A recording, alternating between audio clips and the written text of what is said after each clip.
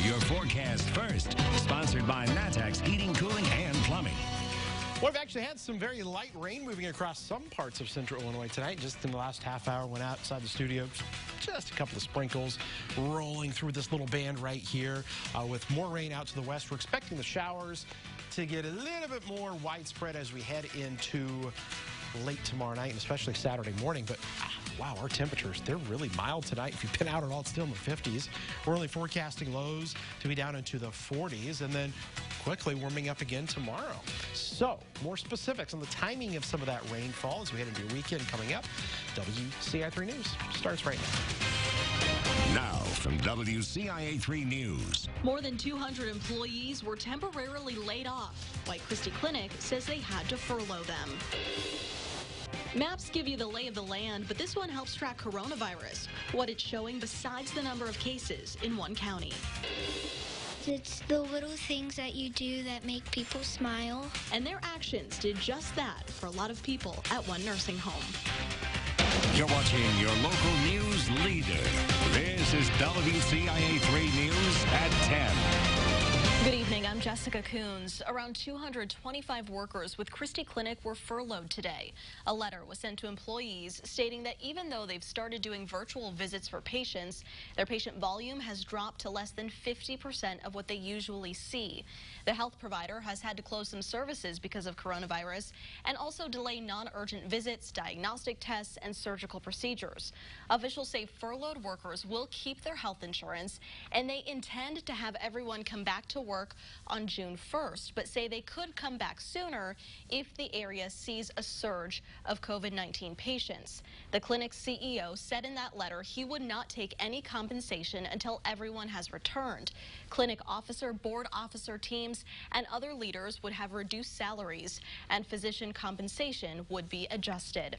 COVID-19 cases continue to rise across the state. Health officials announced 715 more cases today and 16 more deaths. That brings the total number of cases in Illinois to more than 7,600. 157 people have died. Some of those cases are the first ones for some counties. A 52-year-old woman from DeWitt County came down with symptoms after going to a conference in Chicago. In Piatt County, a 22-year-old healthcare worker tested positive after getting a fever. She did not go back to work after showing symptoms. A 30-year-old in Moultrie County has also tested positive. So did a 40-year-old in Logan County. There's now an easier way for people to track the COVID-19 cases in Champaign County. You can tell how many people in each zip code have tested positive. The Champaign-Urbana Public Health District created a comprehensive map that shows how many cases there are and which city those patients live in. WCIA 3's Jennifer Jensen shares the story.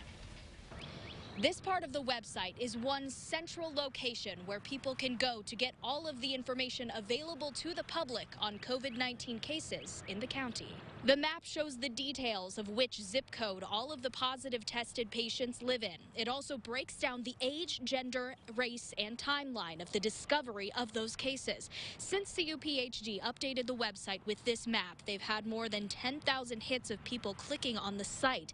And that's why they made this information accessible, so that people can view the background behind the latest updates. It's beneficial just because there's such interest in it, and it allows way more information than just a number. So you can see how many males are infected, how many females, how many in which type of age range, category. It tells you hospitalizations, tells you the total number recovered. The website is updated with the most recent COVID-19 case count every day by 4 p.m. Reporting, I'm Jennifer Jensen, WCIA 3, your local news leader. Also included on the website, ways to protect your family from contracting COVID-19 and a hotline you can call if you think you have symptoms. We have a link on WCIA.com.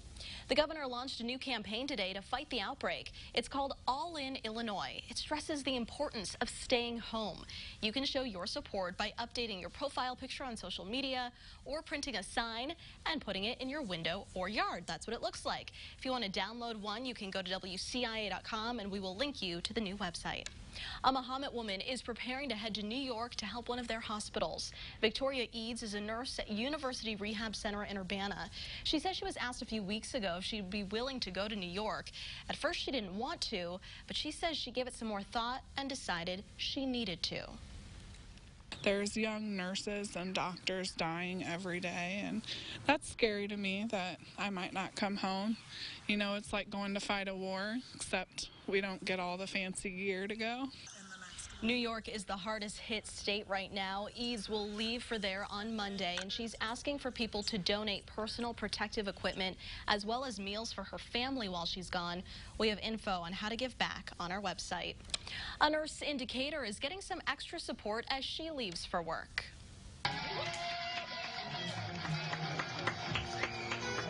Every night, her family and neighbors line the street outside of their houses to cheer her on before her shift. She works in the ICU at Decatur Memorial Hospital. A neighbor shared this video blasting music to encourage her in these tough times of the COVID-19 crisis. We have an update from yesterday. The Champaign doctor who was trying to offer drive-through testing says he is still trying to find a site to do it. Tom Plura runs Campus Town Urgent Care. He was going to oversee testing at First Christian Church in Champaign, but that testing was shut down before it could start at the advice of the Public Health District.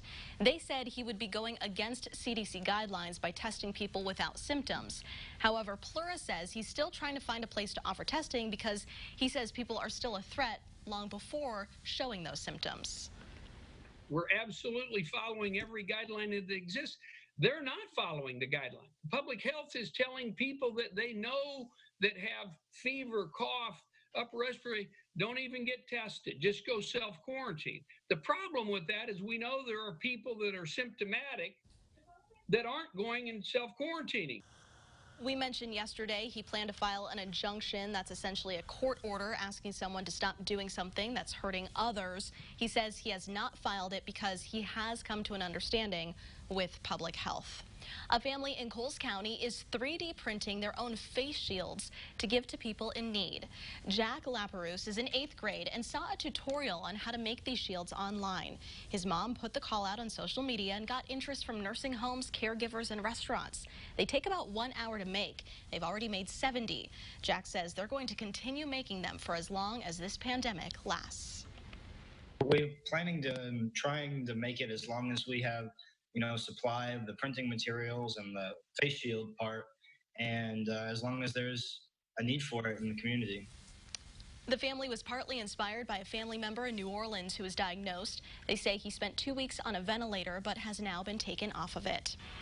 We have a follow-up for you tonight. A Danville factory is responding after employees complained that management was not doing enough to keep them safe. Viscofan manufactures casings for the food industry. One of their employees tested positive. This morning, Viscofan sent us a statement saying they've implemented protocols for hand washing, social distancing, and wearing protective equipment. They said in a statement, quote, "While unfortunately we had an employee test positive, we took immediate action to identify other employees who may have had exposure. As a result, 2 employees were sent home with pay to quarantine. We understand that we are in unprecedented times, and any employee who may not want to come to work is allowed to stay home without attendance points. The well-being of our employees and their families is our top priority." People trying to file for unemployment this morning hit a brick wall. The IDES website went down again. So far, more than 300,000 filed in just 2 weeks in Illinois. The governor has asked people to spread out their calls and applications on the online system and to try filing during the off hours. IDES has also requested people file on certain days based on their last names. Those details about those days can be found on WCIA.com. Teachers and students can't meet in classrooms, but one school figured out a different way for everyone to see each other today.